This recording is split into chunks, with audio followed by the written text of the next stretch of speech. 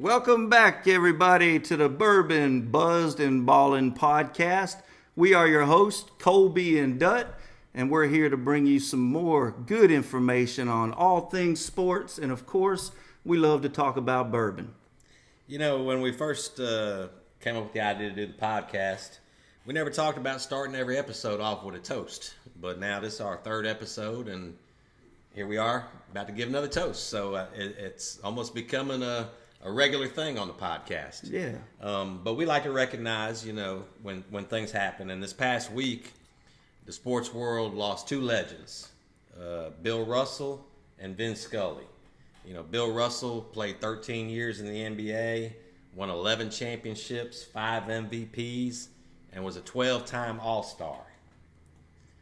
I think, you know, the most important thing that I take from Bill Russell is the work he did on the equality front. You know, he was involved in nearly every major event that we know. Yeah. He was on the front row of Martin Luther King's. Him and Jim Brown. Yeah, Really. They were on the forefront of equality, and I think, you know, for me, that is what I remember most of Bill Absolutely, Russell. yeah. It's not his basketball, even though I think we both agree he's like a fringe player on our Rushmore. I mean, he's the ultimate GOATs. winner. Yeah, he is the ultimate winner. Only one season where he won an MVP. Only 2 seasons he wasn't a champion. I think the world was a much better place with Bill Russell. I mean, everybody would stop. LeBron James, if Bill Russell was at the court, he would stop and show his respect. I mean, that's the type of respect he got. And Vin Scully, I mean, 67 years doing what he loved as a broadcaster. Yeah, Vin Scully is where my love of baseball began. I can't tell you. I lived for every Saturday morning.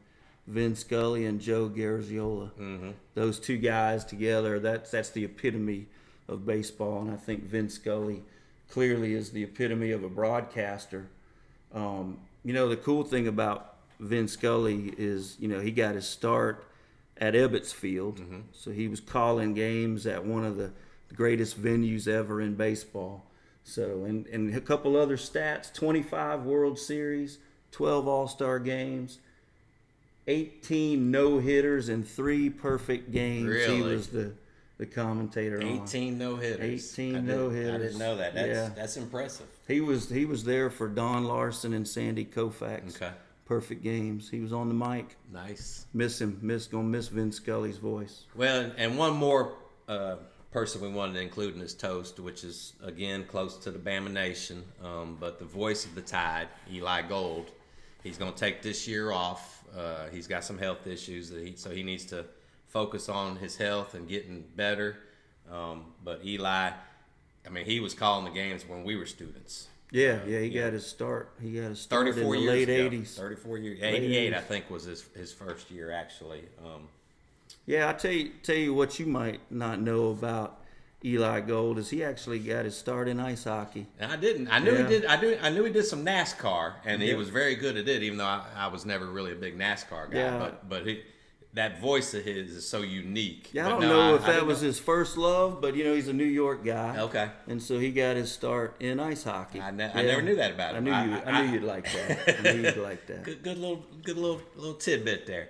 So anyway, we'd like to raise our glass and toast to Mr. Russell, Mr. Scully, and of course Eli Gold. Eli, get better. Get better, and Eli. to the We're other gonna two, need you. We're gonna miss y'all. Cheers. Cheers. Well, that brings up another point. Excuse me. Parent. What you sipping on? Oh, today I'm sipping on one of my favorites, but it's so hard to get. It is hard to get. I only break it open for special occasions. I can only guess. A good filet on the grill, doing a podcast with my buddy. So I broke out the Blantons for tonight's episode. Nice. He withheld the Blantons from me. I didn't know we had a bottle ready for the pour. It's getting slim pickings. You got to ration it out. That's a good one. Well, I'm sipping on a tried and true Old Forester, Statesman. Okay. Yeah, this is a good one. It's in the $60 range. So this one, I think I would definitely want to sip this one exactly how I am. Neat. It's nice and smooth. And I think in a future episode we're gonna do for the Rate That Shit segment a whole flight of the different Old Foresters. Oh yeah. And we'll probably bring along a guest. Yeah, for we that got episode. a buddy who loves the Old Forester Yeah, line. he's got the whole collection, and so we'll bring him on and we'll try them all, see which Sweet. one we like the best. Cool. Hey, Well- hey, before we get into the content Okay. tonight, I want to talk wings real quick. Okay. I want to talk wings. We grew up on buffalo style wings in Tuscaloosa, and we think our wings in Tuscaloosa is some of the best in the country. I actually ate at Baumhauer's on Saturday. I figured you did. Well, I'm here to tell you here in our local area, in the Charlotte area, we ate at a place this weekend Okay. that I think you'll be impressed Worthy? with. Yeah, it's Worthy. They're from Buffalo. Okay. They're from Buffalo, so they ought to know wings. Yeah, they should. Yeah, it was a Taste of Buffalo Pizzeria in Huntersville. Okay. And their wings, they were crispy. That was going to be my question. Were they the big fat, meaty ones, or were they the little skinny, crispy ones? They were skinny, crispy, Okay. little flats, and the regular wings, they were bone in. I don't think a nugget's a nugget. It's not a wing. For those of you like boneless wings, I don't think they're a wing. I didn't tell you the story, but you're calling me out because at Baumhauer's this weekend, I decided to get what they call the hot lips, which is the boneless. Uh-oh. That's a nugget. It was a mistake. I won't It's a make that nugget. mistake again. But here at Sports Page, I prefer their boneless Yeah. to their bone in. Yeah. But not Baumhauer's. Well, this place It was a mistake. This place is definitely worth us Okay. going and eating on a good Saturday, watching some games Or go do our podcast there. Yeah, one more question for you. Are you a ranch guy or a blue cheese Blue guy? cheese. Thank you. Ranch was Ranches, that's an Yeah. abomination to a good wing. ranch goes on a salad. Of course, my family, they put it on everything. Yeah, mine too. My wife had it Even on pizza. the chicken and potatoes Yeah, tonight. exactly. I thought I'd throw you a curveball today No, and give you a that's little good to know. extra. Well, I love some buffalo wings. Yeah. If there's a good local place that compares to what we grew up on, and speaking of Baumhauer's, it's their 40-year anniversary, Oh wow. and so I'm sitting there and I'm looking at the year they opened, and I want to say 40 it was years, so it was 82. Yeah. I was at Bama in 85, so I've been with Baumhauer's for 37 of their 40 years. That was, Baumhauer's was actually my real first introduction into a wing, Same. growing up where I grew up. Same, So- I had them delivered right to the dorm room. But they're Buffalo guy. Bob's a Buffalo guy, I think. I don't know. You don't quote me on that. Yeah, I'm not but sure. pretty I know he sure. I played mean- for Bama and then played for the Dolphins, but I'm not sure where he grew up. Well, that's cool. Let's move on. Why don't you tell ready these to come in hot? Yeah, tell these people what we're gonna do. All right, let's talk about some current events in the news. One thing that came down this week was the Deshaun Watson suspension. They suspended him 6 games and no fine, and the NFL has appealed it. So I would hope so. I would hope so. To me, that's a sad tale. I don't even understand the suspension. I do know that the Judge Sue Robinson looked it over and she thought, because it wasn't considered a violent crime, which I don't understand how that's not a violent crime. I mean, you're subjecting, a person to something that they're not accepting of. That seems rather violent to me. I don't know, but that's me. I just don't understand it. I think 6 games is crazy. The fine part, I mean, you could fine the dude, and the Browns are going to pay his fine anyway, so that's not going to really hit him. Well, and the Browns are catching a lot of heat from the rest of the league because of the way they structured Deshaun's contract, where they're only on the hook for $1 million this year. Oh wow! So of the $230 million contract, only $1 million this year. So it's almost, they backloaded it so that if they did lose him this year, it's no sweat. They're not losing anything. There's some protesting going on outside of camp, so I definitely think Roger Goodell's going to have to. Well, he assigned Peter Harvey, who's a former Attorney General for New Jersey, is going to hear the appeal. I was reading today that the Browns have already said they're going to honor whatever the appeal decision is. Okay. You know, at one point, I know the NFLPA was talking about if the NFL doesn't accept the suspension, we're going to sue the NFL. But the Browns owner came out today and said that they were going to support whatever the appeal decision was. They will support it. How about this? Jameis Winston. Mm-hmm. He was suspended 3 games for touching a woman. One woman. Yeah. One. I'll give you something worse than that. Terrell Pryor. Yeah. He was suspended 5 games for getting a free tattoo in college. So, Deshaun, 60-something massages and inappropriate behavior at all of them. I'll trump that. Vincent Jackson. I don't remember. You remember Vincent Jackson? I remember Wide him, but I don't receiver? remember the suspension. Suspended 3 games for driving without a license. Half of Deshaun's suspension. So just for driving without a license. Yeah, I mean, Tom Brady. There's got to be some consistencies. Brady suspended 4 games for Deflategate, yeah. which is a whole separate discussion. Right. Anyway, now I think we both agree that this has got to be appealed, and it's got to be. I think the Browns play without him for the year. I really do. You'll see. Well, the last I heard, the predictions from the insiders are saying 12 games and a $10 million fine. That was the most current thing I heard, but we'll see. I don't know where everybody falls on that. I mean, it's going to be very, different. How each person falls on it, and I've kind of watched some of the camp tape, and I haven't seen a lot of negativity towards Deshaun. Right. Well, I mean, the players just want to win. They just want to play and want to win. Sure. And Deshaun gives them the best chance to win. Absolutely. So that makes them successful. So they may not like the guy off the field. They don't have to. You got to get along in the locker room to a degree, but they're there to win. They're there to make their own money. Just when the Browns are making progress, they do Browns. this. I mean, they just completely can't get out of their way. Their decisions with quarterbacks is ranks right up there with yours, and we'll get to that a little later in the show. Oh boy! But they seem to be. The league seems to care more about when you affect the integrity of the league more so than what you do to women or drunk driving or what where you put somebody else at harm. They're more they're concerned about the Calvin shield. Ridley was on leave. He wasn't even part of the team, so he full year for betting. Indefinite, a minimum of a year. But Yeah, it's he has to reinstate. He has to reapply to get be able to come back into the league. The Dolphins, they just got handed down a pretty heavy fine. The owner got suspended. He got fined. I think it was like $1.6 million, but to a billionaire like Ross, that's like $9 to me and you. Pennies. They lost 2 draft picks. The biggest thing was they lost their first round pick next year. And that was for the tampering with Sean Payton and Tom Brady.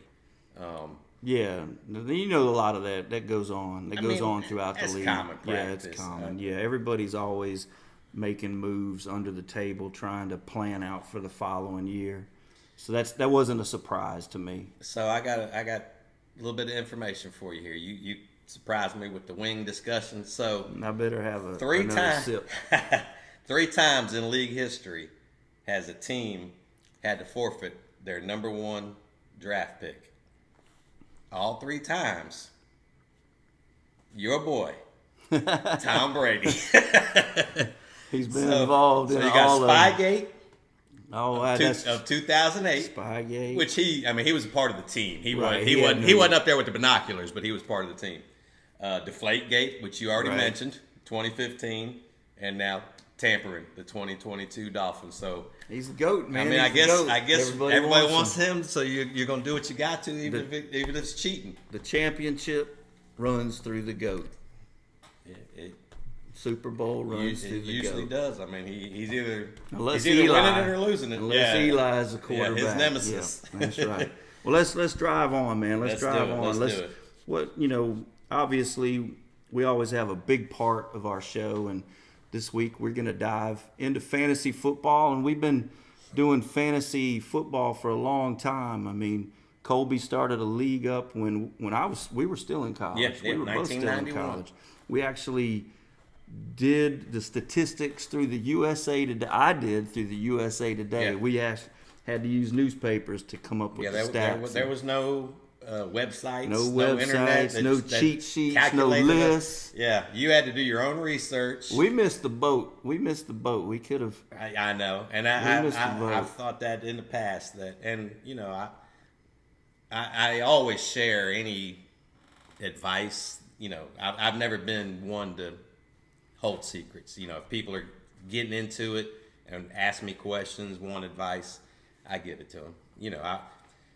It's not just about I love winning championships, right, but I also like to see other people enjoy it and want to stay in it. It's taken the country over fantasy sports. Oh, yeah. I mean, it's a big business. Involved in everything. In fact, even a lot of the players talk about their fantasy value and they tweet.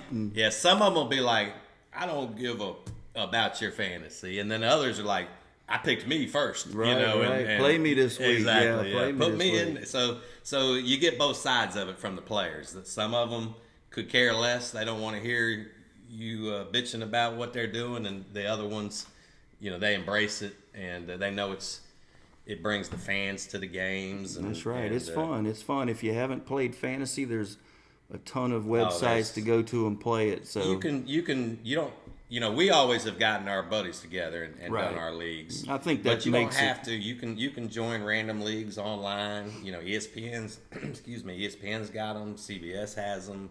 Yahoo. I mean, they're everywhere. I don't play in any random leagues. I like to keep it, just with the guys, the friends that we have, and the people that we've met through the years playing it. Yeah. I don't really like to play in random leagues, but Yeah, I don't do much fan duels or the stuff like that. I like our close knit bragging rights. Right. It's more about the bragging rights than it is the money. Yeah, and I think a lot of the information we're gonna put out, will be from the hip from me. Right. I don't do a lot of stat crunching. I used to. I don't. I just don't. I mean, it's all in here. It's all gut feeling right. from the previous year, the previous 3 years, what I think, what I know, just simply from following and reading. Obviously, now we have. We have websites. And they do a lot of the work for you. And that's why I don't want to spend today's show talking about the obvious. Right, exactly. I mean, I don't need to tell anybody who the top draft Jonathan Taylor. Right. Draft Josh Allen. Yeah, McCaffrey. I mean, that's a given. So what I want to focus on more is strategy, because do you take a quarterback? Do you take a runner? That plays a role. Sure. The strategy plays a role, and then also and the type of league you're in. Right. We're in a keeper league. Know your scoring system. That's right. We're in a keeper league and knowing your scoring system. So in our league, you get to keep 3. So that definitely influences the rankings because certain players are going to be kept and. You never know who's keeping who at the end of the year, and right. you have to really balance that out. So, this show tonight is going to be a little different for us. Absolutely. For me, it was a little different Yeah. coming up with this information because we're speaking to people that are doing PPR, Right. PPR halves, late, all kinds of different league standards. So, Absolutely. yeah. Well, let's jump right into it, and let's start out with the rookies. That's always my favorite. And Yeah. With rookies, to me, you got to find the rookie that it got drafted into the right situation. Like Najee Harris last year going to Pittsburgh was perfect. Ideal situation. Now a top 10. He'll be a first round running back in every draft, across the country. So you got to look for that fit, that opportunity. If a stud running back in college gets drafted to a team that's already got a stud running back, he's not going to see the field. So you got to find those players that went to the right situation, the right scheme that fits them. They're going to get those opportunities. They're going to have a chance to exceed. So that's what I look for in the rookies. Yeah, definitely where they get drafted in terms of and a lot of it, not necessarily early playing time, but scheme and coach. Like Andy Reid, right? A run Put happy into a team. Yeah, exactly. You want an RB1 to get 20 plus carries a game. So, but I don't know. I struggled this year with finding a lot of high caliber running backs. Okay. I have 2 on my list. I actually have 3.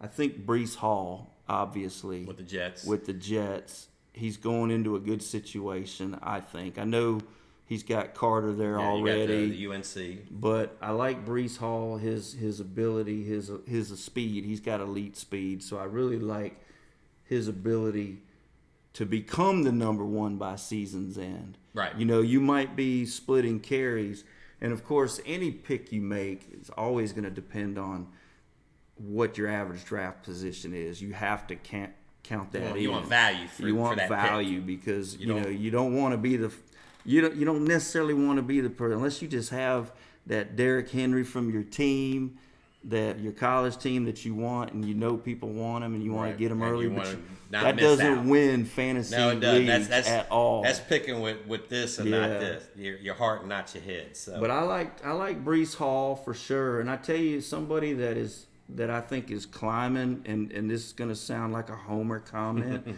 but I really like Brian Robinson in Washington. And the reason I like B-Rob, because number 1, he can run between the tackles, and they have a scheme in there that I think fits him. He makes a lot of people miss. Mm-hmm.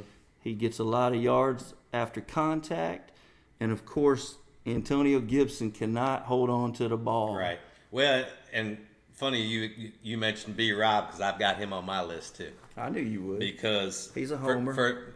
But for the same reasons, he's a bigger back. He can take the beating. He can run between the tackles. I think he's gonna get the goal line work. Absolutely, get the goal line work immediately. That's the quick way to get the points in the fantasy football. Is those he could scoring be those touchdowns. Touchdown monster early. To get you through the time that it takes him to win the job. I suspect he's going to win the job because Gibson and McKissick are little guys, scat backs. Gibson was a wide receiver in college. Right, yeah, exactly. He converted to running back in the pros. And Ron Rivera.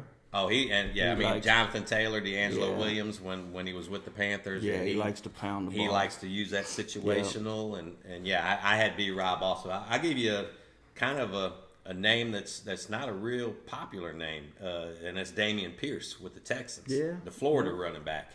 All he's competing with out there is Marlon Mack coming off of the Achilles injury, and Rex Burkhead, who's got some mileage on him, and he's never really been an RB1 anywhere. He's always produced, but never really been an RB1. Pierce is a dog too. He's a dog. Like he's awesome in the passing game. Mm-hmm. Like he's a great pass blocker. Out of the running back position, which is huge. That's gonna be the key. If he can prove that he can block, he can. He'll get the work. He can, man. I tell you another thing I think is important in fantasy sports now is Instagram. I know I'm getting off the subject a minute, but Instagram. I don't know where you're going with this. No, listen, Instagram is huge. If you keep up with Instagram and you see these, and you get all these latest tweets and information, Twitter, Instagram, it's all the same to me.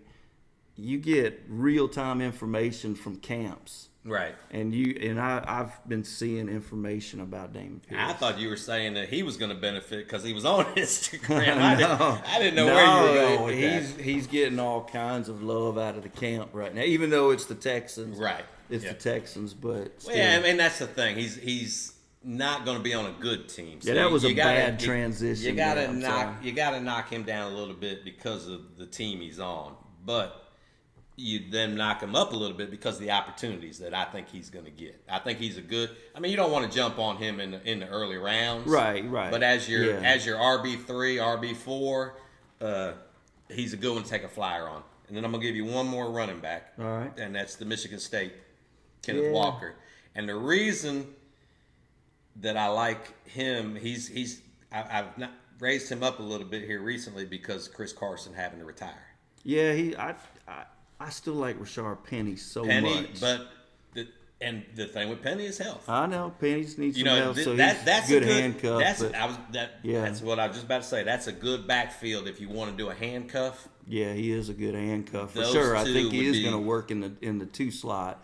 I like Rashard Penny so much though that I was a little bearish on him. Well, like I said, if Carson didn't have to retire, he wouldn't have made my list because then he would have been third fiddle.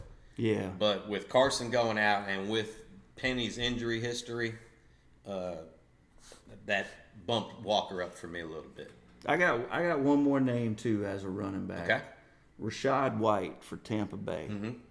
You know, he was a great running back in college for sure, but Leonard Fournette reporting a little overweight. I don't know if that's blown out of proportion. I think it was. I think so. I think he's going to be in shape, but I think Rashad White could be a good pickup from maybe long term, a keeper league. He might have potential, and LF7 he's capable of injury. Yeah. He's capable of injury. So. Well, they got rid of Ronald Jones is not there That's anymore, right. so that gives him more opportunity to get some carries. Well, we're going to end up going through all the rookie running backs if we keep it up. Nah, those were the ones that there's not really any that like Najee last year where everybody was running to get him because you knew he was gonna. It's wide out heavy in rookies this year. Yeah, and to me. I like 2 wideouts. I like Sky Moore. Yeah. Over at Kansas City. Yeah. Tyreek left and went to the Dolphins. So I think it's going to come down to Sky and Hardman, Mecole Hardman. Mm-hmm. Who's going to, and it might take both of them. I don't know, Juju. Well, but Juju's more of a bigger, I'm talking to fill that Tyreek role. I got you. That slants and, yak, yards after the catch. Right. So I like Sky Moore. And I've been hearing great things about his camp so far. Yeah, I have too. So I like him. I thought I had him on my list. And Romeo, and I don't know if it's Dobbs is how you pronounce it. Oh, you talking foreign language? But the rookie for Green Bay. There's a lot of catches on the table in Green Bay with Devontae leaving. I like Chris Watson over him out of Green over Bay. 100. That's over 100 catches leaving, and. The reason I like him is because even Aaron Rodgers came out and said this kid makes an amazing play every day in practice. And Rodgers spreads the ball out, so if you're open, he's going to find you. You can have 2 or 3 Packers on rosters that are going to produce. I think there's a lot of receivers, in this rookie class. You got Olave. I'm gonna give you a name, and I'm a little bit iffy on this one, but he's a Buckeye, so and my stance on Ohio State, but I cannot deny the love I have for Garrett Wilson. Yeah, because I've watched him for years with watching the Michigan Ohio State game. He's such a polished route runner, and his speed. I personally think he was the most complete wide receiver in the draft. That's just my opinion. And I think the Jets, they need an obvious one. I'm a little obviously worried about their quarterback situation, and it's the Jets. And they just lost their starting left tackle for the second year in a row. Yeah, I know. So but I still like Garrett Wilson. I think we're always trying to find the next Jamar Chase or the next. Well, there's three schools that pretty much Yeah. their wide receivers are going to produce. Sure. Ohio State, LSU, and Alabama. Right. They put constantly all pro wide receivers in the league. I mean, when you think about Justin Jefferson, Jamar Chase, maybe the two top wide receivers to draft this year. Yeah. Ohio State, you got Olave, you got Garrett Wilson. Alabama, Jerry Jeudy, Jalen Waddle, Devontae Smith. I mean, J-Mo, the list goes on. And when J-Mo gets healthy, which J-Mo, if he would have been healthy, he would have been on my list. But coming out injured and not really knowing when he's going to be able to play. But he's going to be a stud. And I think the Georgia fan base would be mad if we didn't talk a little bit about George Pickens. I've been hearing hearing good things about him in Pittsburgh. He's getting a lot of press in Pittsburgh in camp. He was ultra talented anyway. Yeah. At Georgia, he was just injured. He was often injured. He was immature, and he had immaturity issues for sure. But talent wise, you can't deny the talent. Yeah, and obviously his first few weeks in camp have been really positive. Yeah, I've heard good things. So I think Pickens is someone to take a look at. Well, what other rookies are you high on? I mean, I like Jalen Tolbert for Dallas. Because I think the Cowboys are going to be looking possibly. They lost two of their top three wideouts. Exactly. Cooper went to Cleveland and Wilson went to the Dolphins. And Gallup's hurt. Did Gallup get hurt? Gallup's so hurt. It's basically CD and it's whoever. CD and I like Jalen Tolbert. I think he's got a lot of potential, and I think obviously he's going to be down the list. So he might be like a wide receiver. I don't know.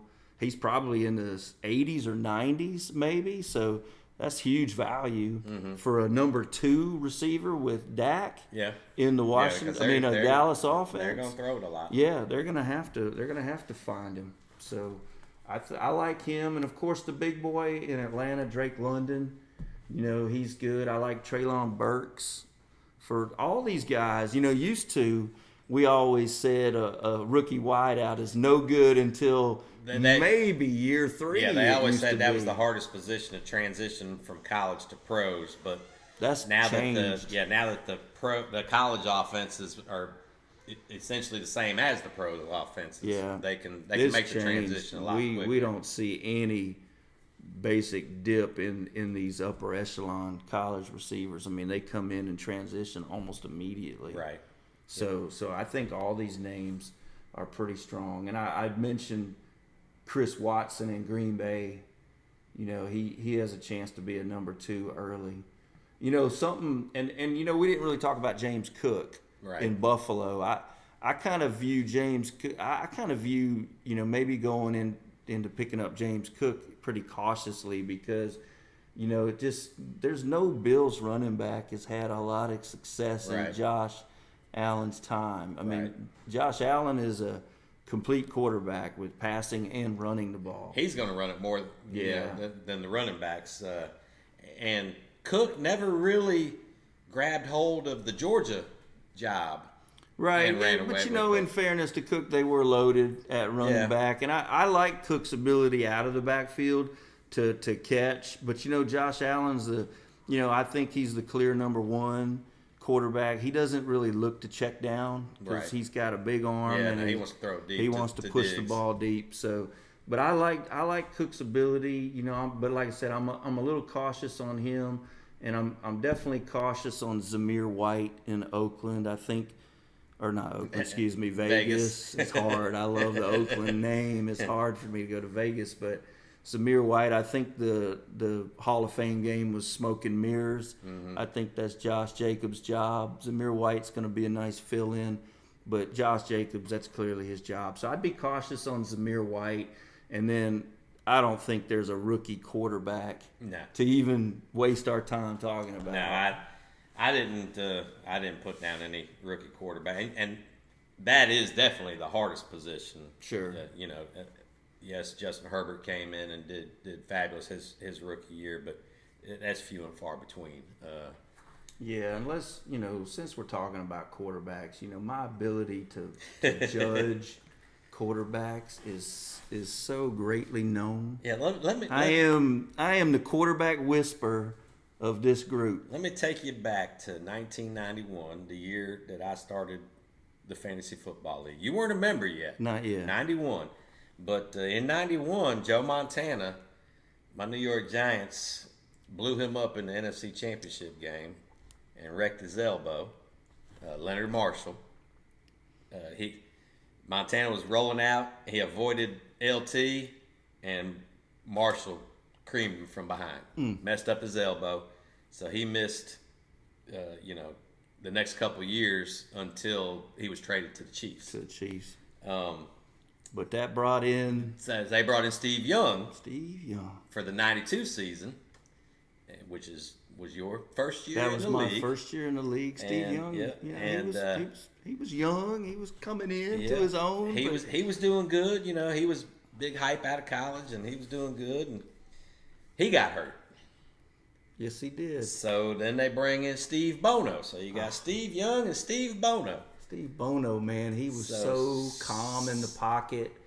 He was athletic, tall. I mean, he had was that prototype build for a quarter. He led him to finish the 91 season with a 5. And I said Montana got hurt in 91. It was in 91, but it was the 90 season. It was like January of 91. So it was the 90 season.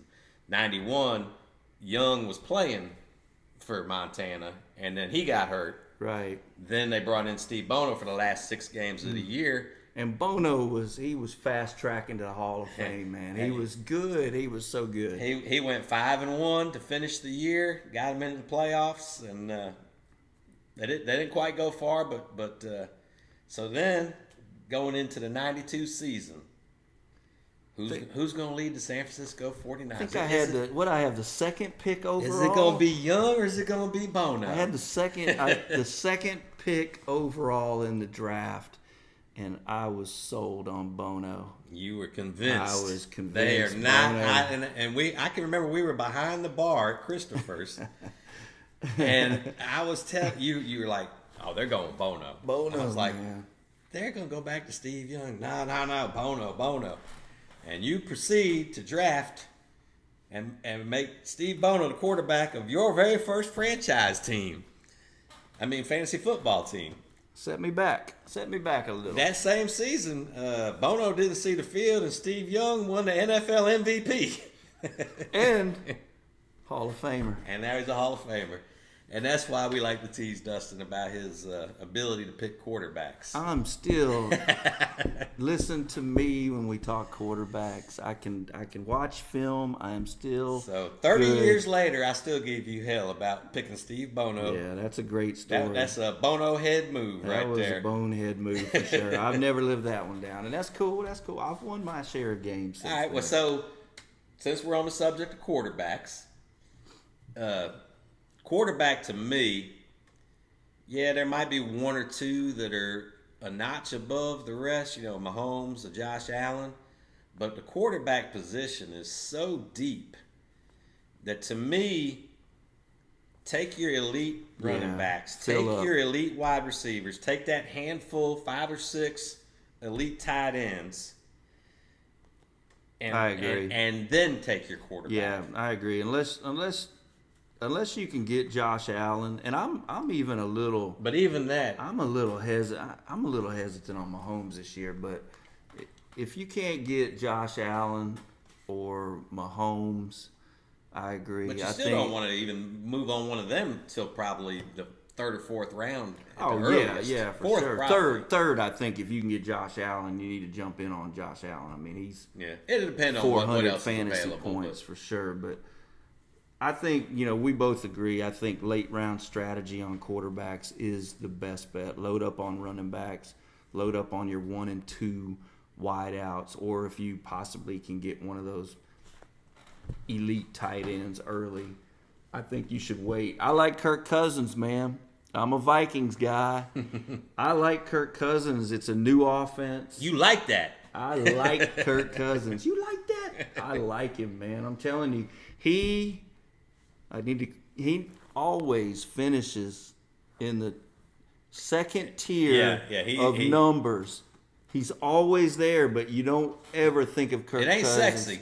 It's never sexy, but he always finishes that year right at that 8 to 10. And the Vikings offense, it's new.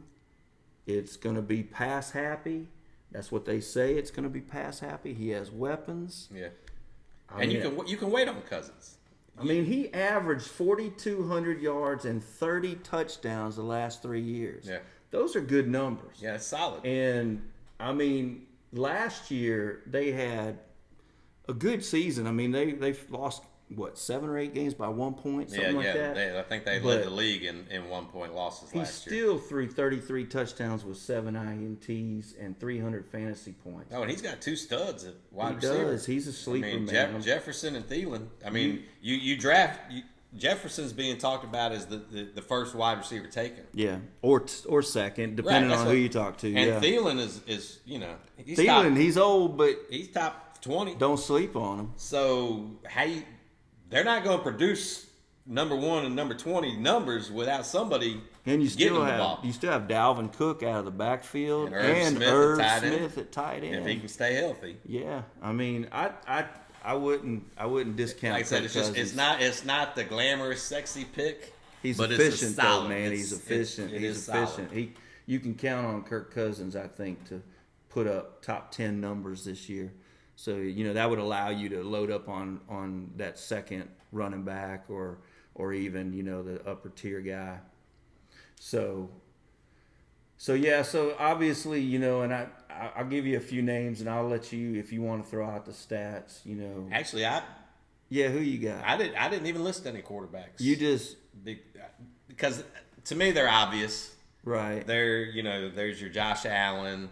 Then you got your Lamar Jacksons and Patrick Mahomes types and Aaron Rodgers, but to me it's well then it's all lumped together for me. And I'll give you a few names to think about then. I don't mind sitting back and taking number 12. I'm gonna load up in my other positions, and then I'm gonna take whatever the best quarterback, and then get a backup quarterback. So I'm gonna get 2 quarterbacks that are rated very closely. Well, didn't you get Jalen Hurts last year, real late? And he was a top 8. 6? I think he was either 6 or 7 last year. And I think his average draft position is going to be down a little bit too. He's going to be in this tier. I tell you, I'm going to give you one more name. Obviously, I think Russell Wilson is going to bounce back. Russell Wilson is going to be Russell of old, and I think he's easily going to be a top 10 quarterback. Well, I think Seattle held him back a little bit. Sure, I do too. I think Carroll's system didn't really let him. No, it was too collegiate. Yeah. It wasn't NFL. Right. And I definitely think Russell Wilson has the potential to be that player that he's been drafted for the last 6-7 years in fantasy sports. But he's another one who has tumbled down. You can get him. He has tumbled. You can get him 10, 11, 12 absolutely. Quarterback. You absolutely can get him late. And I'm going to give you one more name. Okay. Unless you got one more point to add. No, go ahead. Jameis Winston. Now, you got to factor in the INTs for sure, depending on, But what did he do at the end? What did he do last year he only threw... He threw 14 touchdowns in a 5-game span. And then what was it, like 3 interceptions or something like that? I don't remember what that was. It wasn't many. He was different. Right. I want to say it was 14-3. I think that's what it was. Yeah, and if you extrapolate his 14 touchdowns out for the year, that's 33. Season. Yeah. And he does run too. He does run the ball. He's not a predominant runner, but he's a sneaky runner. But he did get hurt in practice the other day. Yeah, so I know. You got to keep an eye on that. Make sure he's going to be healthy. I think his upside is huge. You could sit on. You in a 12-team league. You could sit on him to 12. You might even be able to get him as your backup. That's what I'm saying. I'm not running out and getting a quarterback. No. Well, I'm gonna let the quarterbacks fall to me. Yeah, and I'm gonna take 2 in that 10 to 15 range. And play the hot hand. or play the matchups. We're in a keeper league. I got Josh Allen, and so he's a definite keeper for me. I think Josh Allen's just now coming into his own, and the Buffalo Bills are getting better. So let's drive on. All right, let's move to running backs. And actually, we should talk about Trey Lance for just a minute. A minute. Actually, I've got him. You got him as one of your sleepers? As one of my avoids. Oh, okay. All right. Well, you and I are going to have different spins on that then. So, we can talk about him now, or are we going to save him for later? No, I'll just counterpoint you when you... Okay. I mean, yeah, we'll talk about him later. Let's go with the next Let's list. go running backs. Let's do it. And with the running backs, early, you want to find that bell cow. Yeah. With your first round pick... Very important. You want to get that every down back that you know is going to be there and deliver week after week. Because there's so many teams nowadays that do a running back by committee. That's right. Yep. And you want to try to get one of those bell cows. There's probably going to be between 7 and 8 running backs taken in most first rounds. You know, you got your Jonathan Taylor, your Christian McCaffrey, your D. Henry, your Austin Eckler, your Dalvin Cook, your Najee Harris, Joe Mixon. Alvin Kamara, depending on, what his... That's why I said 7 to 8. Kamara's got some legal issues hanging over his head. And Javonte Williams out of Denver's right there on that cusp. So, I mean, you've got those bell cows that... They're not coming out on third down. They're not sharing the load.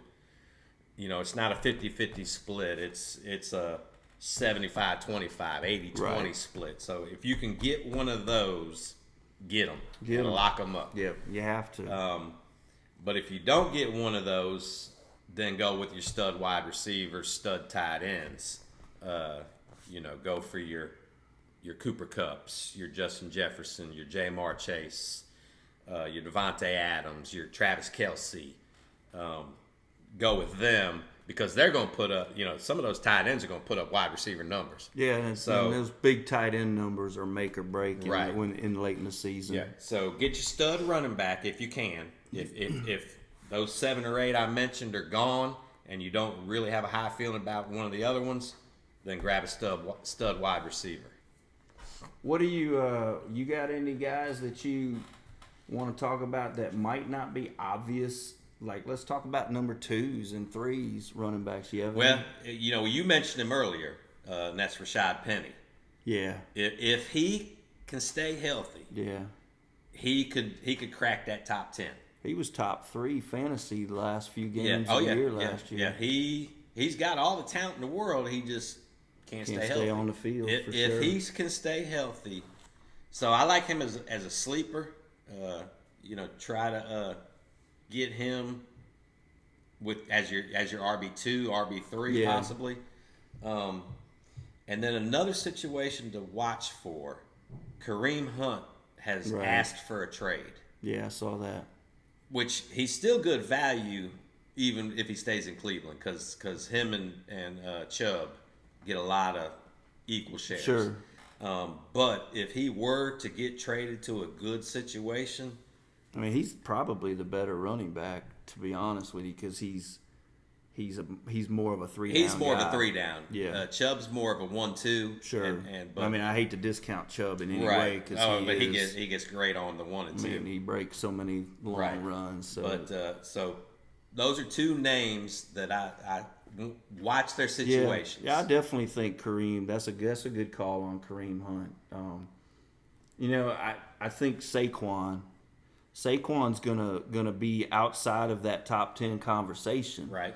So he could potentially slip to some fantasy drafts, and I mean I know I've always said he's injury prone, but it's been a mixed bag of injuries. It's not like he's had soft tissue, he's had bone. It's been like a mixed bag. Yeah. So, it's just been freakish stuff. Last year he stepped backwards and tripped over the foot of his own player and rolled his ankle. Yeah. I mean, it's freakish stuff. So I think if he can avoid, he's potential top 5. Well, and Giants are my pro team, so I follow him, keep up with what's going on in training camp, and everything I'm hearing out of training camp is he's got that explosion back.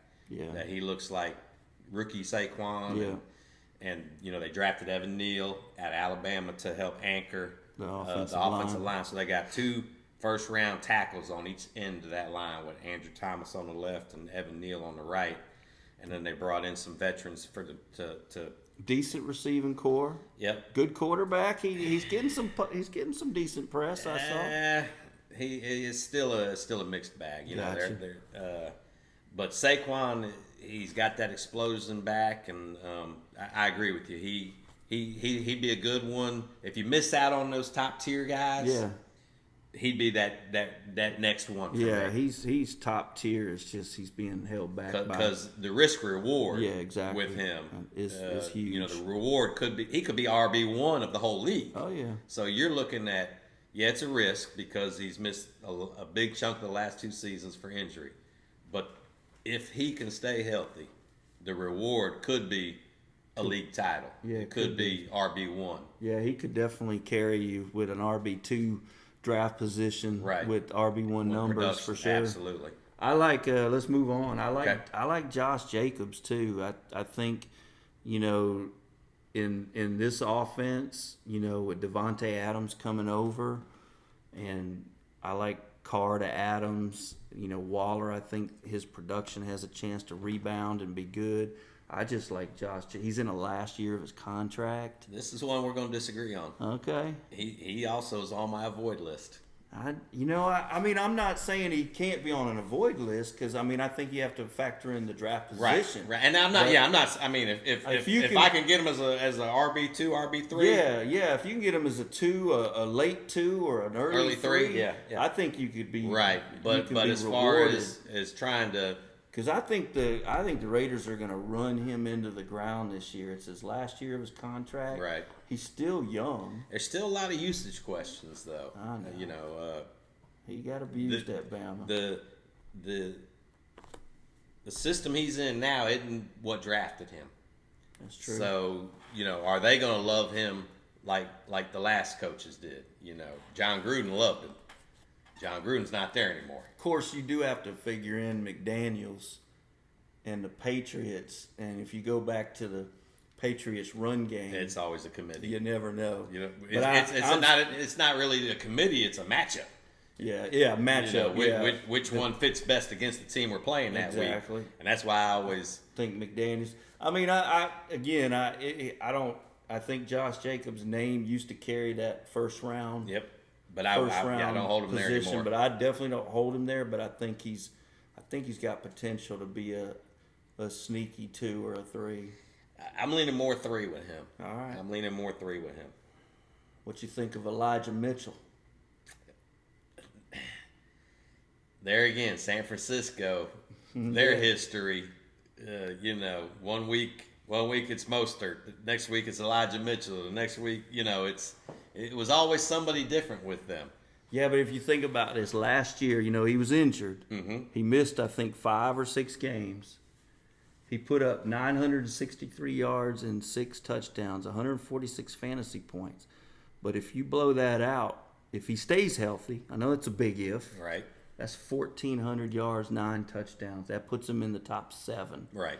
So yeah, he's again, another one. If you can get him as RB 20, 24, but if you can get him as a 2, as a late 2 or 2 or early 3, 3, just like Jacobs, I think then I think it's a tons of potential. risk reward like with Saquon. Yeah, exactly. So, what other running backs you wanted to?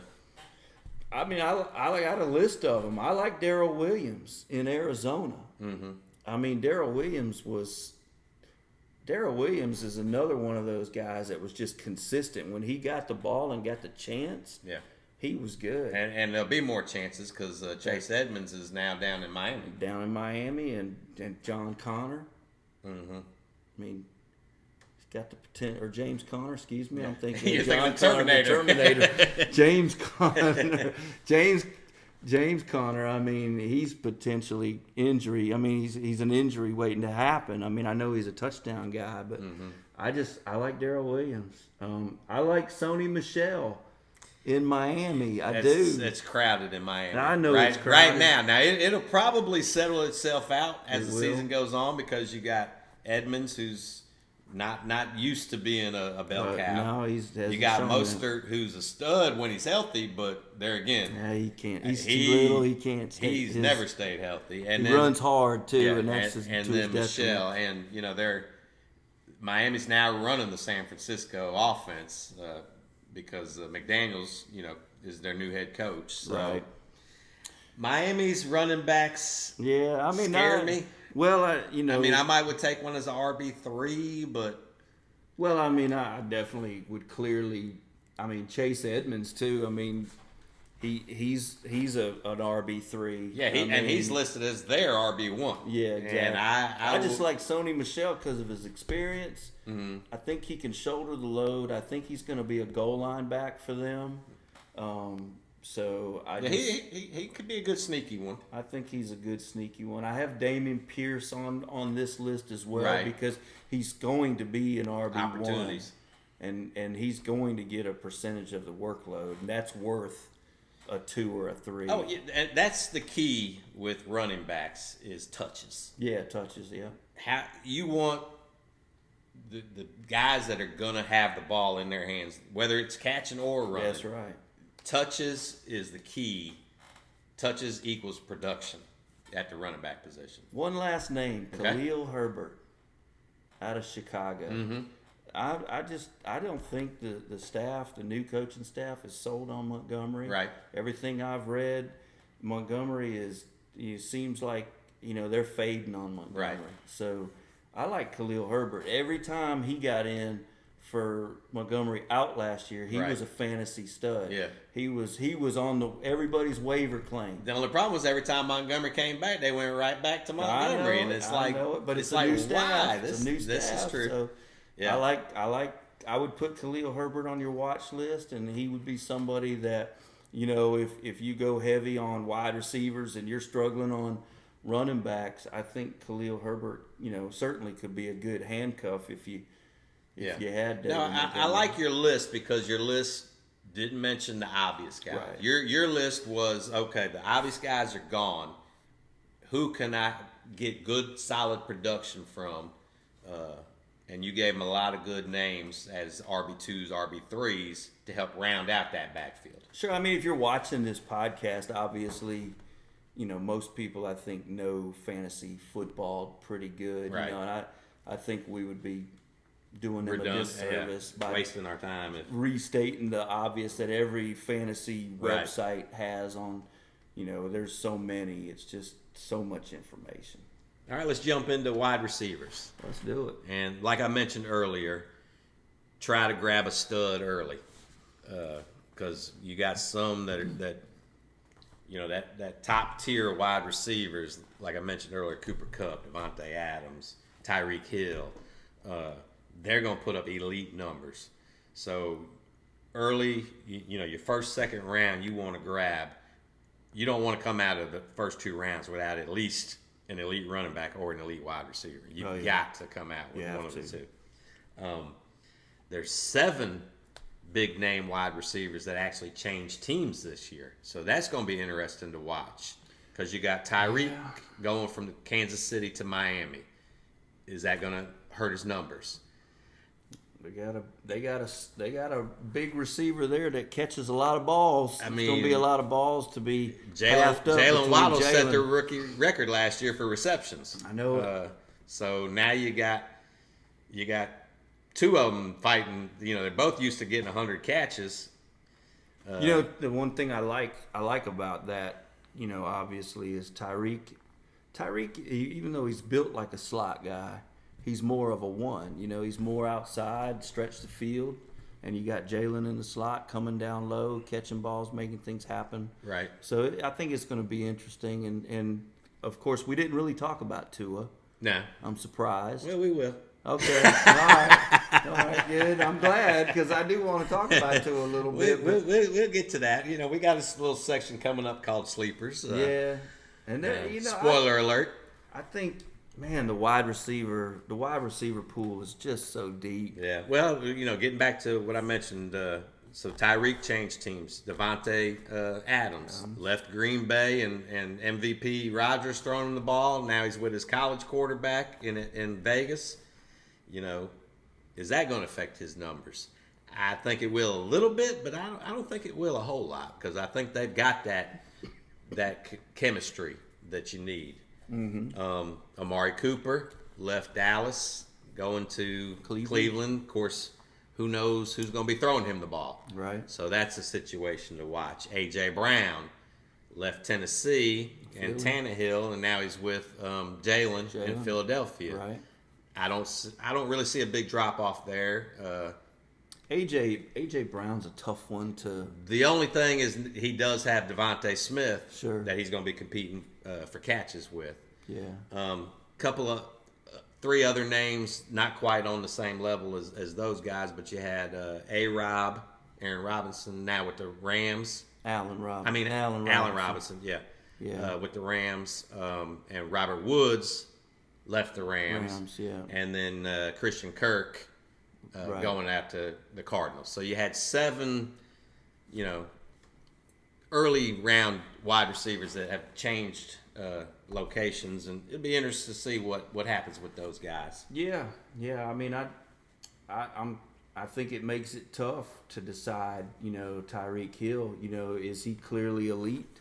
I mean, he's clearly an elite talent, but is he going to be an elite fantasy talent? I think that's going to be the tough thing to decide because I think it's going to cost him in drafts this year a little bit. Sure, I mean, he's still going to go. He's still going to go as a RW1. Yeah, but I don't think going into this year, if he was still in Kansas City, he'd be up there with Jefferson and Kupp. Oh yeah, and Devontae as okay. Which one of those 4s do you want to be the first wide receiver off the board? But now I think you definitely have him behind those other guys. Yeah, I agree with that. So what? So who do you like? You got any crazy names you want to talk about? The only I mentioned earlier, McCole Hardman. Yeah. I think with Tyreek gone, we were just talking about Tyreek. Yeah. I think I'm not sold on Christian Kirk being. Actually, Christian Kirk left. Yeah, he left Arizona. They got Hollywood Brown. Yeah, is who. He's on my list over here. That's what I got confused. Where did Christian Kirk go? He went to East Coast, didn't he? I'll have to. It'll come to me, but I'm gonna look it up while you're thinking about it. Christian Kirk, where did he go? He got big money to go to Ravens. No, it wasn't the Ravens. Where did he go? Anyway, he got big money that he didn't deserve. No. But anyway, Hollywood Brown's the one that went to the Cardinals, and I see McCole Hardman battling with Sky Moore for the Tyreek catches. Yeah. So yeah. Whichever one is getting the love in camp, I think you go with, when the season starts. So that's a name. And another guy who some people might be sleeping on, Michael Thomas. Oh, yeah. With the Saints. Now, I'm not throwing a name out there that no, he wasn't a stud, right. But he is coming off an injury. Sure. And, so people might be sleeping on him a little bit. So if you can kind of steal him a little bit later than what he should go for, that's a steal there. Yeah, I definitely think Michael Thomas should be on everybody's watch list. Mm-hmm. Christian Kirk went to Jacksonville. Okay, yeah, that's what down there with Trevor Lawrence. That's what it was. Yeah, because Trevor didn't have a wide receiver one. They paid him like a wide receiver one, which I think that's a little bit of a stretch. I like Michael Pittman this year out of Indy. Yeah, for sure. I think he's in his third year. We talked about that third year leap. And Matty Ice is there, and which is an upgrade from Carson Wentz. Huge upgrade. Even at Matt's age, he can still move the ball around. I just think with their balanced offense, and I just like Michael Pittman. I think he ought to be on everybody's list early. I do like Chase Claypool. I just feel like last year Big Ben. Whether you like Big Ben or not, it doesn't matter. In the last few years, he averaged, what his average time was throwing the football from snap? It's 3.5 seconds. That's crazy. That is crazy. Chase Claypool is a big boy. He's a big kid. How's he going to get any kind of separation with the ball being thrown that quick. He needs the play to develop longer. So I think Claypool has got the chance to be really, really big, sneaky big this year. I just like him a lot. And I like your boy. I like Kadarius Toney. I think he's quite possibly one of the most athletic kids in the entire league. I think he's going to lead New York in targets for sure, which puts his production up there anyway. He's just so explosive, and if he can stay healthy, you can get him as your wide receiver 3. Yeah. Oh, and he can easily be a top 15 wideout, Yeah. easily. Yeah. So I think there's huge upside on him. You mentioned Hollywood Brown. Right. I mean, Hollywood Brown, he's just a touchdown machine when he plays. The problem is he's little. Right. And he's being reunited with Kyler Murray. They played at Oklahoma. Now Hopkins did get suspended for the first of the year, so that's going to open things up for Hardman and Brown. Yeah. And these are all guys that I think you're going to be able to get value out of. Right. These are not obvious dudes. I mean, these are value dudes. I like Devontae Parker. Yeah, he'll be maxed. Who's going to be the guy in New England? Yeah. I mean, he's probably the best receiver they've had, name-wise, talent-wise. Of course, his issue, I know. again, he's is never lived field. up to his hype, ever. Yep. So I think Devontae Parker. I like Paris Campbell as the second guy in Indy. And I like Tyler Boyd in Cincy. I know Cincy's loaded.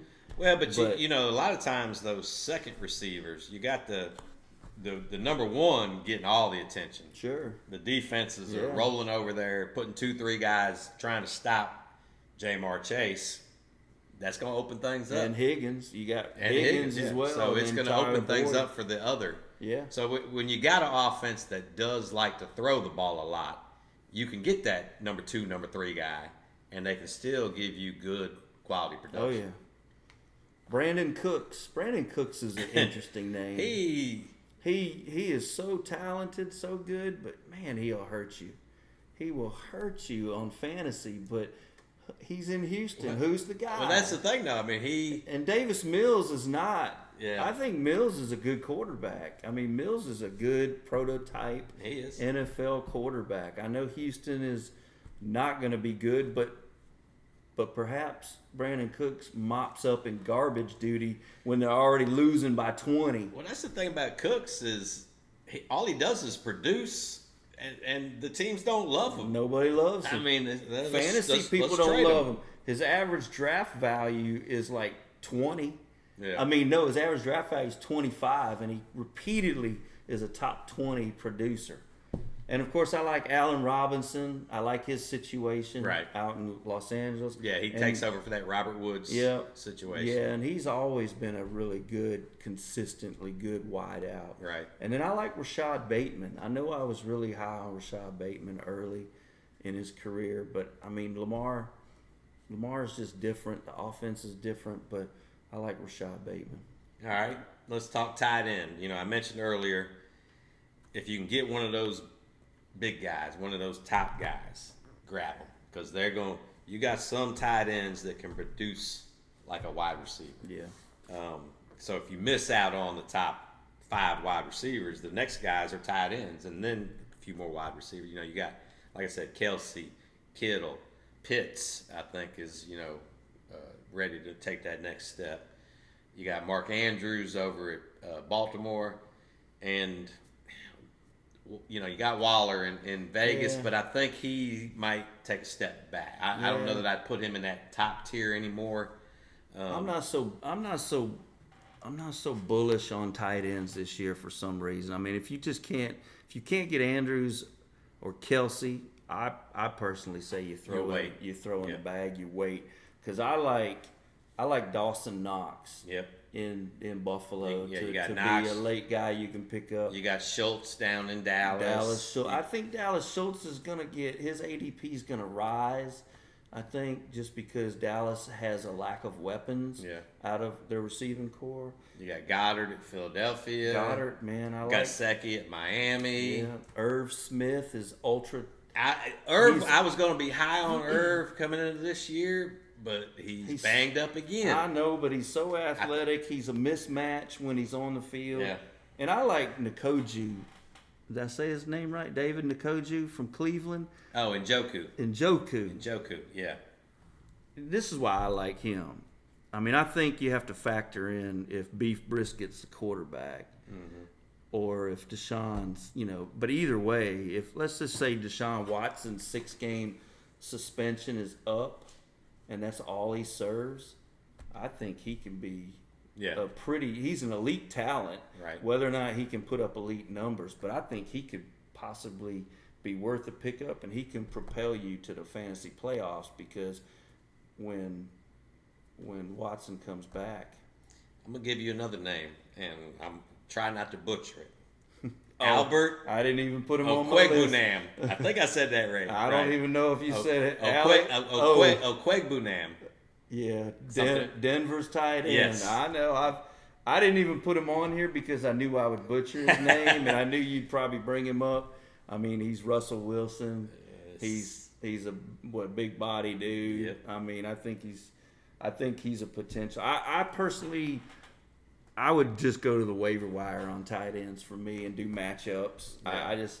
I'm not, unless Kelsey falls directly to you. Yeah.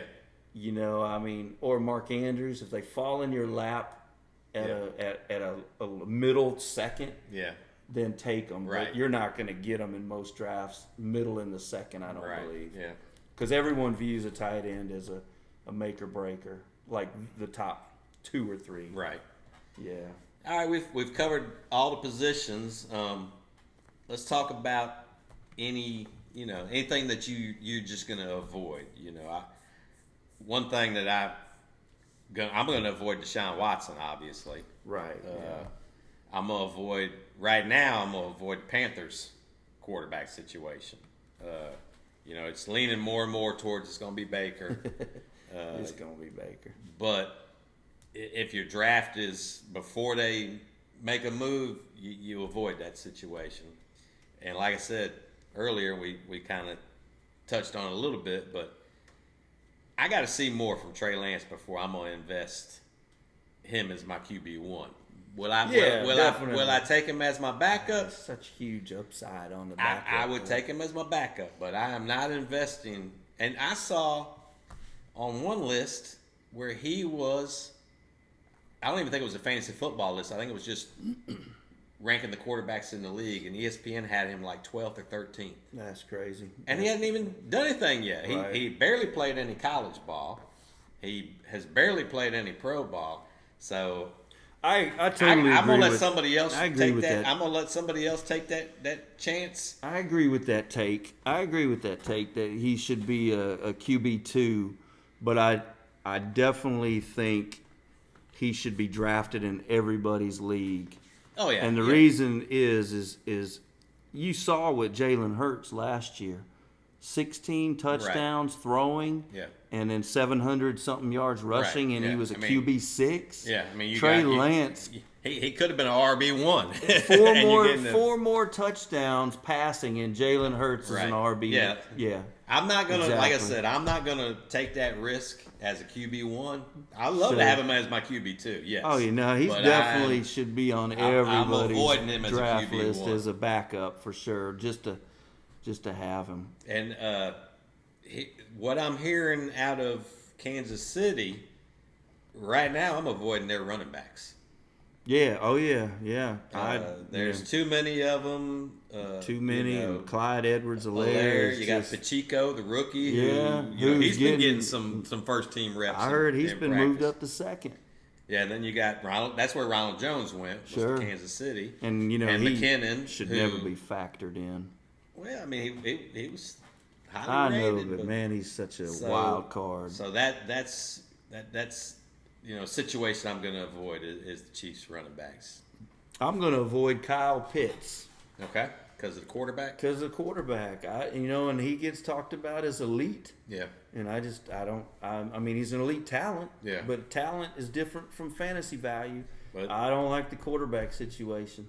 Yeah, but a great tight end can help improve that quarterback situation. I don't think that one.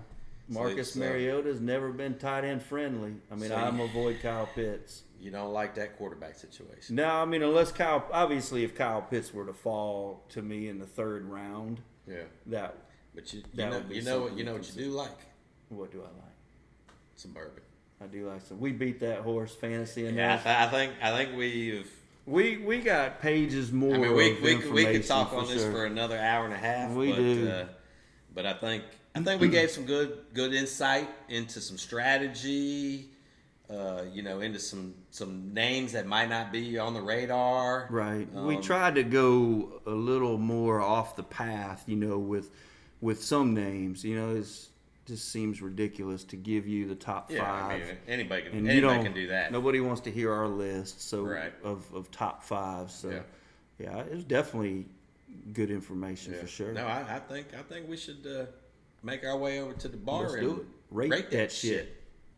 Hey, well, we're here at the bar. This is our moment of Rate That Shit, our favorite segment of the podcast. So one of them. Yeah, well, man, I like them all, but of course, we like to sample some bourbon, and we obviously have 3 unique bourbons. Yeah, we decided for this show we were going to do something a little different and do honey flavored bourbons. We typically don't do a flavored bourbon, but we decided for this show, why not? We'll sample some honey bourbons.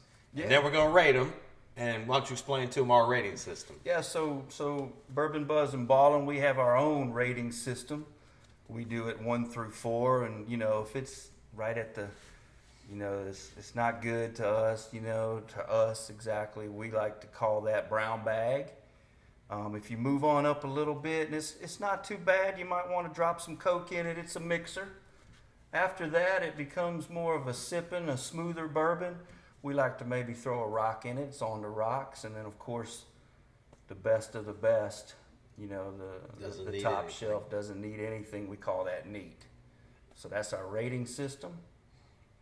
So tonight, what we're going to start with, old school. 1795, the Jim Beam Distillery went into business. Tried and true. So this is the Jim Beam Honey. It's a 70 proof. So these 2 bourbons aren't real high proof. You can buy this for about $18.95 at the local package store, ABC store. That's my price. Yeah, that's my price. I started on Jim Beam when I first started drinking. That was what I started on. Started with Jim Beam, went to Maker's Mark, and progressed my way on up. But up to about a year ago, I had to convince my dad that there's more bourbons than Jim Beam. Right. So this, like I said, this is the Jim Beam Honey. It's supposed to obviously give you that little honey taste. So let's give her a look. Yeah, give her a taste. I don't know that I should expect too much out of it. Exactly. I mean, it's like I said, it's 70 proof. Yeah, 70 proof. It's probably going to be very sweet. That's just. I mean, honestly, I don't even smell bourbon. I don't smell bourbon. I smell sweet, maybe a hint of the alcohol if I get my nose down in there. I mean, color-wise, it does look like honey to me, so.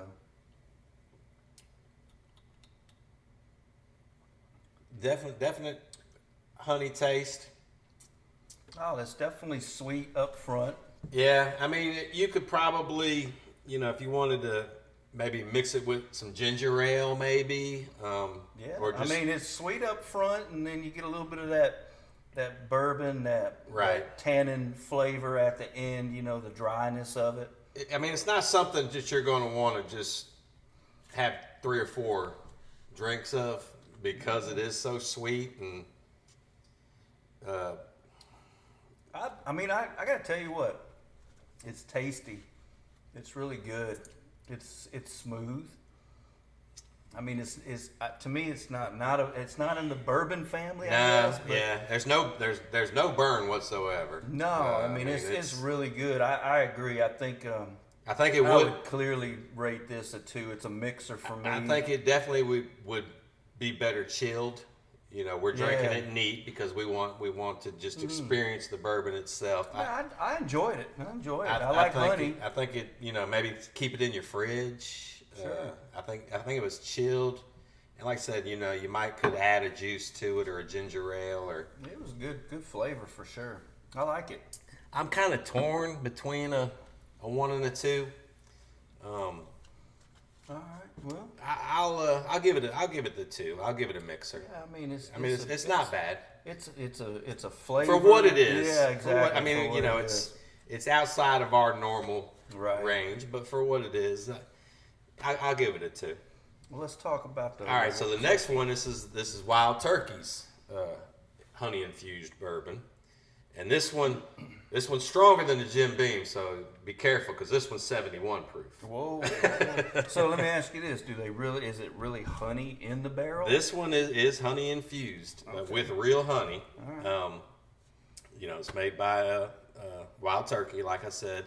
This one is about $25. So, you know, typically our mid-range bourbon, we like to find a $30 to $50 range. There's not a lot of honey bourbons out there. Most of them are in your 25 and under range. So Yeah. this was what I deemed probably the best of the second tier. You know, this one did win a double gold at the New York International Spirits Competition. Okay. So, all right. Wild Turkey, they're sneaky. They're sneaky with some good bourbon. that one smells a little better than the Jim Beam. Yeah, that one actually smells more bourbon.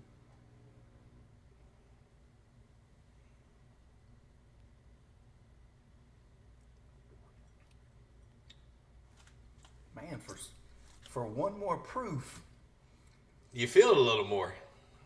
that's That's pretty good. that's really good. I think Wild Turkey, Yeah. they put a hurting on the Yeah, beef you know, product. but I can't give that a 3. No, for a because bourbon. it's an infused bourbon. I can't give that a 3, so I'm going to have to go back on my first one. We got props now. I'm going to have to go back on my first one We got props. because this one I'm going to rate a mixer. I agree. And like, if this is a mixer, that's a brown bag. yeah, for $7 more. It's worth it. Don't. Don't. I'm sorry, Beam. I'm sorry. That might hurt us with some sponsorships, but you know what? We got to be honest. This is good. Give our opinion. This is good. That's for good. a honey bourbon. You know, a sweet after dinner drink. Yeah. See, I could take this over a port Mm-hmm. all day long. That to me should be in that category of an after dinner sip. You know what's surprising is how much different. I didn't think there'd be that much of a difference in taste. Well, Between these two. I felt the alcohol. There's the back end. I felt more of a I'm more almost of a bourbon. getting kind of like a cinnamon vibe to it. Yeah, But I mean, it's good, man. I agree with this. I like the prop. I have to give that to you. Props. I'm gonna give the props to you. The bag, brown bag. That's correct. $7 more. Go with this one. all right. And the last one. Now this one really is stepping up into proof. Now this one better be good, though. I mean, This honestly. is a short barrel Beekeeper, and it's 101 proof. Right. And it's about $60 a bottle retail.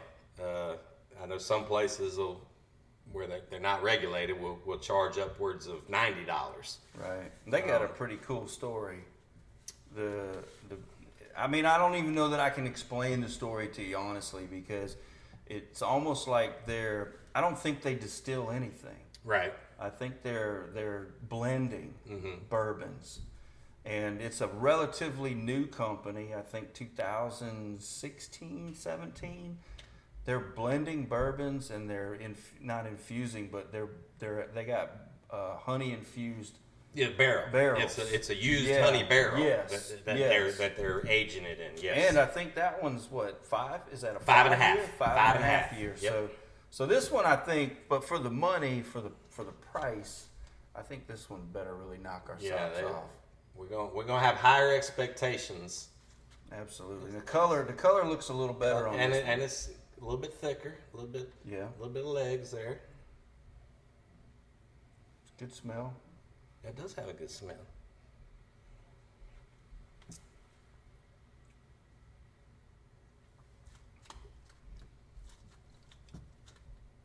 I'm not getting a lot of honey.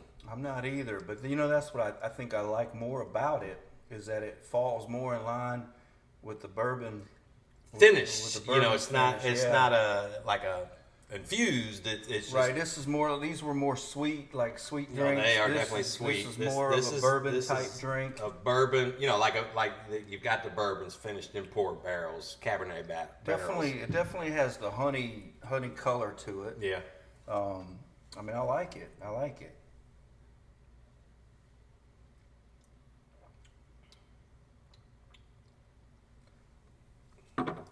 Rate that shit, man. You know what? I'm still only gonna give it a 2. I'm based on some of the other bourbons we've tried and rated 3s and 4s, rocks and neats. It falls, and maybe I had higher expectations, and that's what's causing me to rate it a little bit lower. But honestly, I'm gonna go with. It's a 2 for me. It's a mixer. You know what it is for me? It just didn't. This didn't hit the mark. Not even close to being worth the money. Yeah. I mean, I didn't even get any honey from it, which I was actually kind of glad about early on. But right. But then I felt more. I better give it more of the bourbon taste. And it's just weak to me. I mean, how much? 101. Yeah. Yeah, that was weak. Yeah. I mean, for the price, the value of that bourbon, to me, it's just not. And maybe it's just we don't like flavored bourbons. Not normally, but this one was enjoyable. Was good. I would, like I said, I would drink that on the rocks after dinner. Yeah. Instead of maybe getting, like you said, instead of getting a port, maybe get that. Yeah. Like I said, it's just not our thing. We're not flavored bourbon. We like our true bourbons, and right. Yeah. This was fun though. Yeah, this was fun because these are all you can get these. Yeah. I think that's the hard part we have with the tasting is, are we going to be able to get bourbons that you have readily available? And I think these are readily available. Yeah, and what I'm going to do is I'm going to experiment. I'm going to take these and mix them with stuff and see if I find something that I think we should buy some more barrels and start age them in a barrel doing some our stuff. doing our own bourbons in some random barrels. That's cool though. All right, well, to recap tonight, we did the 3 honey bourbons, and we gave 2 brown bags to the beam and to the short barrel, and we gave a mixer to the American honey, the wild turkey. Wild turkey. So it wasn't as good as last week's. We had 3 that we really enjoyed last week. This week, I think if anybody knows bourbon, they would have thought that going into this taste test. Probably. But I think it was fun. Yeah, absolutely. I mean, we got to mix it up every once in a while. Absolutely, yeah. And so next week, we'll be back again. We're going to come in hot. We'll start the show coming in hot with current topics. And then next week's actually going to be our NFL, our first part of a 2-part NFL preview. Yep. So we'll do the AFC conference next week. And then the following episode, we'll do the NFC. And then after we do the AFC next week, we'll have 3 more bourbons that we'll taste and rate and see what happens. Excellent. I had a good time, man. This was some good content tonight. Good show. We hope you guys enjoy it. We enjoy doing it. Absolutely. Yeah, it's fun for us. So if we get followers, if we get likes and shares, that's always excellent. But that's really not even the goal. No, we just enjoy doing it, and we hope you enjoy watching it. We're going to get better as we go, so it's a lot of fun. But we have all the socials. Please follow us and like us, all at Bourbon Buzzed and Ballin. And of course, please email us and give us some feedback. Cuss us out if you need to about some of our opinions. That's cool too. You can email us at bourbonbuzzandballinpr@gmail.com. You got anything you can cheers the? Oh yeah, we still got a little left. Yeah. No, that's the brown bag. I left a little. Get one of that. All right, man. So until next week, cheers. Cheers.